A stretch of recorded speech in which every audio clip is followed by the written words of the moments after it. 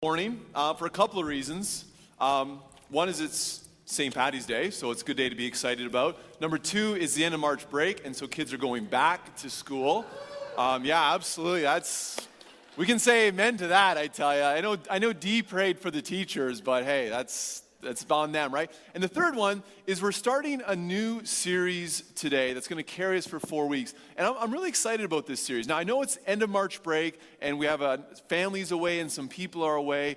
And really, they're missing out this morning because we're going to kick it off. We're going to get rolling here this morning, but they're going to have to watch it later on YouTube, something else along those lines. But we're starting a new series that actually started to percolate in my mind about 3 years ago. I was listening to a podcast by a guy by the name of Jarrett Stevens. He's a pastor in Chicago.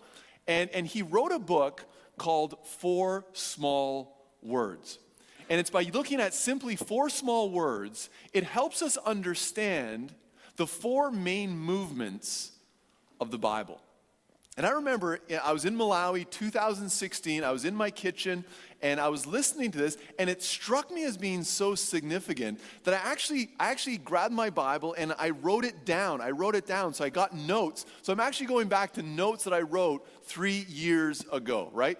I'm a bit of a slow learner, so it takes me a little bit while for it to kind of get rolling into me. But that's where we're going to go for the next 4 weeks, is we're going to look at these 4 small words that help us understand, I believe, the 4 main movements of the Bible. But it's going to be more than that. It's going to help us understand more and more about who God is. Maybe you're someone here this morning that's like, you know what? I would like to know a little bit more about who is God. Well, this is a series for you. But it's even go further than that. This is like 3 for the price of 1, folks. It's going to help us understand more of who am I? Who am I? And regardless of what you believe here this morning, I'm sure that's a question that all of us wrestle with at various points in our lives. And so we're going to look at these 4 small words. And I realize that I'm in a room with probably a wide spectrum of people when it comes to the Bible, right? On one side of the spectrum are people who've been reading their Bible for longer than I have been breathing air on this earth, right? There is that crew. And then there's perhaps other people on the other side of the spectrum who are like, you know what? Today may be the first day I've actually heard the Bible read. Or I haven't read the Bible in a very long time. We're evening the playing field, all right? No matter where you are, no matter whether you've read the Bible for a very long time or you haven't read it in a really long time, we're evening the playing field. Because we're going to jump into a place and have a better understanding of what the Bible is all about. So that we can have a better understanding of who God is and who we are created to be. So to help us out, on the back of your bulletin, this little piece of paper they gave, on the very back page is the 4 main movements. I'm giving you a little bit of a sneak peek. It doesn't mean you can skip next week, all right? You need to come back. But the 4 words are simply this: of, between, with, and in. We good? I don't think so. Let's say them together. Right there. Of, between, with, and in. And it breaks down the Bible. And essentially, the first one we're going to talk about more today is of. We are created in the image of God. And so we're going to talk a lot about our identity, our sense of value, where we find worth. And that's just the first 2 chapters of the Bible. The second section we're going to get to next week is between. That sin gets between us and God. That is a major issue that the Bible addresses over and over again. And that starts in Genesis 3 and takes us all the way to the end of the Old Testament, which is Malachi chapter 4, okay? Then after that, it's then God with us. And that's going to focus on the Gospels, on Matthew, Mark, Luke, and John. That's in 2 weeks from now. And then the final one is then God in us. And that's the book of Acts all the way to the end of the Bible, Revelation 22. Okay? So that's where we're going. And so we're going to keep coming back and forth. But I hope you'll be reminded of these words, because then when you start to read the Bible, you can land in a place and you can understand what is the main theme, what is going on, how does this begin to fit into my understanding of the Bible, my understanding of God, and then ultimately who I am. And so today we're going to look at the very first part, that we are created in the image of God. Quick question for you this morning. How many of you have ever had the experience, show of hands, of walking into a movie like 10 minutes late? Right? I thought there'd be more of you. Right, aren't you all studious and stuff, right? You probably get there 20 minutes ahead of time. Well, I've had the experience, and it's frustrating, right? You push it too close to the minute, you get there a little bit late, you have your ticket, but then you got to go to the concession stand, right? Because what's the point of watching a movie if you don't have snacks, right? There's just no point, right? So you get to the concession stand, and then there's the dude in front of you who can't make the world decision of, do I get popcorn or do I get Skittles? Do I feel like popcorn? And you're like, just make a decision, man, right? I'm normally a pretty patient guy, but you can't make a simple decision on popcorn and Skittles. Just get them both. Just get them both. And then you think, okay, I'm going to be okay because the previews are going to go on for eternity. You think, I'm covered. The movie starts at 7:15. It's not actually going to kick in until 7:45. Well, guess what? There's not that many previews this time. And so you show up and you've already missed 10 minutes. And then it goes a little something like that. Who is that guy? Is that guy with that girl? And that guy can fly? That guy can fly? How can that guy fly, right? And you land at a place of thinking, I have no idea what's going on, and now you're playing catch up, right? You fail to understand everything else that's happening in the movie because you could have missed something critical in the first 10 minutes. I think that's one of the mistakes we make when it comes to the Bible. When it comes to understanding what God is wanting to speak to us, is we miss the start.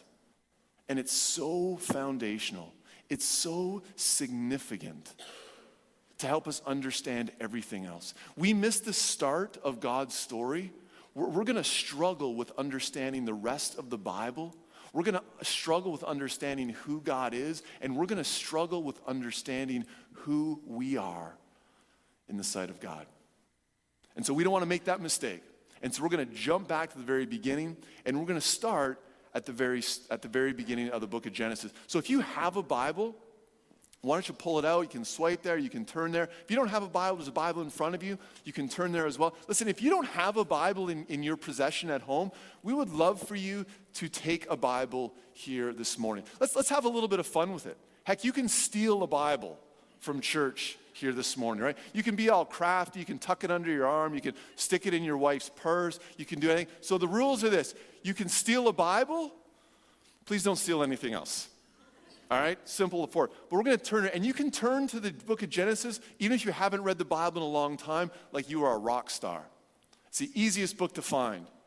Page one, right? And so to set it up a little bit, it's the beginning of the creation story. And right off the hop, we're told so much. It says, in the beginning, God created. God, first verse, God created. And what we have is the beginning where there was nothing, and then God created everything. God created everything. And at the end of each day, at the end of each period of creation, we're given a bit of a footnote. That at the end of the day, God then stands back and says, it was good. It was good. And it's kind of built into us a little bit, right? Anyone who's ever done anything creative, maybe you've built something, maybe you've cooked something, maybe you've painted something, maybe you drew something, whatever it might be, you've done something, you've created something. You step back and you're like, that was good. That was good, right? Well, on the sixth day, something even more significant happens, because on the sixth day, that's when God does his best work. His best work. He creates humans. He creates you and me. And at the end of the sixth day, God just doesn't say it's good. God says it's very good. It's very good. That we are his best work. And so I want to just look at two verses here this morning to help us understand a significant truth that God wants for us to know. And we're going to start in verse 26. It says, then God said, let us make man in our image. In our likeness, let us make them. Let them rule over the fish of the sea, the birds of the air, over the livestock, over all the earth, over all the creatures that move along the ground. Now, some of that might be a little bit might cringe at that a little bit and think, because God has created us to rule over creation. And we think we're not doing a very good job of it, first of all.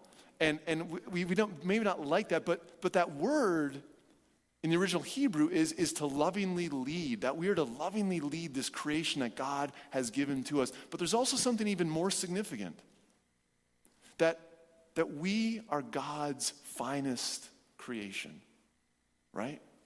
That we are on a next level when it comes to everything else that God created. Now maybe you've heard it said, or maybe you've said it before, the idea of, I can really understand, I can see God's beauty and God's glory when I see an amazing waterfall, or I see a tremendous sunset, or I just have one of those awe-inspiring moments. You've stood at the Grand Canyon, or whatever it may be. You think, wow, I just see the glory of God. And I'm not disputing that, 100%. But if you want to see the ultimate glory of God, little experiment right now. Look around. Just look around and look at other people, right? Look at other people. Kind of scary a little bit. Let's be honest. But ultimately, the Bible is telling us that the greatest expression of God, as great as creation is found in you and me. Because we are created in the image of God. What does that mean? What does that mean? Image doesn't mean the physical characteristic, the physical reflection of God, right? It speaks to God pouring his character, God pouring himself into you and me. It means that in the same way that God is love, we are to display love. In the same way that God is kind, that God is gracious, that we are to be gracious and kind. This idea of an image or a likeness speaks to the fact that we are to be a reflection of God. And this is significant because it means that our ultimate value comes in knowing that we are created in the image of God.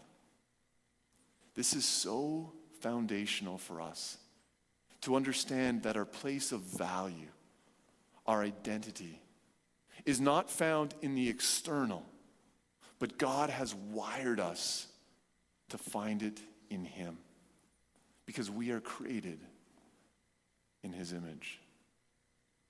Here's the problem. Because sin gets between us and God, we mess it up. We reverse it. Instead of allowing the internal of who we are, the fact that we are created in the image of God, and allowing that to be the foundation upon which everything else flows, internal to the external, we flip it around. And we begin to allow the external to dictate and to determine who we are. And sometimes we may even look to the good things, right? We may land in a place of thinking, okay, well, if I can just find the right person, then I will have value. And so we start placing our value around the person we marry, or on the kids that we have, on the family that we begin to form. And we think that's where I find my value. And God is like, no. There's something greater than that. Or we may think, okay, maybe it's not just simply in relationships. I'm going to find my value in my accomplishments and in my success. And so we get crazy amounts of education. We get all those fancy letters at the end of our name. We get the job we'd always dreamed of. We have the seemingly success we'd always wanted. And we think, now I have value. Now I have a sense of significance. But it doesn't cut it, does it? There's always a need for something more. Then we think, okay, well, if I just sort myself out financially, right? If I just get the nicer house, if I just get the better car, if I just go on the great vacations, then I'll have a sense of value. Then people will know that I am someone. And you always need something more. And the reason is because of Genesis 1. It's because we are created in the image of God, that we are to find our value in that is what becomes most significant. Because otherwise, we then begin to compromise. We then begin to try to find it in other things. And so often, because we miss this part, we then spend the rest of our lives trying to find value and meaning when God has essentially said, I have stamped it into your core already. And faith in God just simply become an accessory to life instead of being the ultimate foundation about who we are. It says it right there over and over again, that we are created in the image of God. That is the place where we find our ultimate value and meaning. You see, for myself, as I reflect upon this in my own life, that my ultimate sense of value does not come from being a dad, from being a father, from being a pastor, from being an amazing hockey player. Just, okay, you're still tracking with me, just wanting to check. My value comes in knowing that I was created by God, that he finds ultimate worth and value in me, and then this is how it goes. That suddenly me being a dad or me being a pastor or me being a mediocre hockey player, right? That flows out of who I am, right? So I am a dad. The dad I am is because of who I am in God's eyes. I am the pastor that I am because of who I am in God's eyes. I am the husband, and the list can go on and on and on. And it's a matter of what is your starting point. Because you know what this does? Is when your value is in God and you realize how much he loves and how much he cares for you, failure won't go to your heart and success won't go to your head. That is so key. It's something I'm continually learning over and over again. That when you mess up, and we all mess up, it doesn't ruin you. And when you have success, and I pray we all have success, it doesn't ruin you. Because your value is found not in your mess-ups or in your successes. It's found in the fact that you are created in the image of God. And the deal breaker is this. There's nothing you can do. There's nothing I can do to make God value me more or less. Because you know what happens sometimes when we fail to get this right? Even though we go to church, even though we sing the songs, is we allow religion to compensate. And we start to land at a place of thinking, well, I have to live a good life. I have to behave a certain way so that God will value me. It's not how it works. God values us. And when you start to understand that, you then start to see and read the Bible from that perspective. That God is constantly wanting to steer us back to him. To not allow the good or the bad to ever infiltrate our minds and allow us to not believe that we are valuable to him. In the same way that as parents, we whisper to our kids.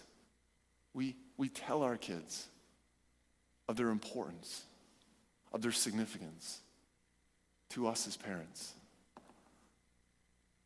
How much more does God want to do that to us in our lives as well? That the Bible is essentially God whispering to us over and over and over. Sometimes God's shouting at us, because we get it wrong. And he wants us to know that we are valued, that we are significant, and that we are important because we are created in his image. And when you start to read the Bible in that context, you start to realize how everything else makes sense. Of how when Jesus came, God in human form came and was willing to give his life for you and for me. That should scream value. That even though we have chosen to go our own way, God says, I am still going to be with you, and I'm going to give my life for you. You want to know how valuable something is in anything in life? Ask yourself this question: what am I willing to sacrifice for it? Right? What am I willing to sacrifice? How much am I willing to go all in for this? If it's important, we will. We'll sacrifice. We might sacrifice time. We might sacrifice resources. We'll sacrifice things because it's important to us. God in Jesus goes all in and says, I'm willing to give my entire life for you. It speaks to value. It speaks to a sense of where we get our worth. And so what does this mean? What is the so what moment, right? Three things for you to take away. First one is this, is how do you begin to view yourself? From what lens are you viewing yourself? Because we live in a culture, we live in a society that screams the external. You know, be a somebody by what you do, by what you accomplish. And God is saying, no, see your value in me. Find your value in who I've created you to be. You see, we're not a mistake. We're not an afterthought. God was incredibly intentional in creating all of us in his image. And so how do you begin to view yourself and live out of that space so that disappointments or success won't overwhelm you? The second thing is then how do you begin to view others? Because here's the catch. If we're created in the image of God, if I'm created in the image of God, then so is everybody else. So is everybody else. And the starting point for human rights, the starting point for social justice, the starting point for mercy, the starting point for forgiveness always lands at this place that we are created in the image of God. We're created in the image of God. And so is everybody else. Which helps us understand when you jump into the New Testament, when Jesus says things to people, and he says, listen, when you've done it to the least of these, you've done it unto me. And you can step back and be like, what are you talking about, Jesus? Just because I helped someone out or I didn't help someone out, how is that a reflection of my love for you? Image of God, Genesis 1 sets the stage. Jesus says, when you help the least of these, when you forgive, when you show love, when you show generosity, you're doing it unto me. Unto me. The third thing is this, is that if we're creating the image of God, the ultimate hope is that we will be a reflection to others. We'll be a reflection to others. I say this over and over again, and I just feel I can't say it strong enough. People are window shopping for Jesus. What's on display in your life? I'm not saying we're getting it right, but are we reflecting the goodness and the love of God in our lives? Is this becoming the image that we are showing to others? One of the greatest impacts we can have is in terms of how we live, in terms of how people see our faith lived out in us. And so when we live with this sense of understanding that our value is in the fact that we are created in the image of God, then it will not only begin to transform our life, it will draw people closer and closer to God. I'm just going to invite the musicians to come up as we conclude. And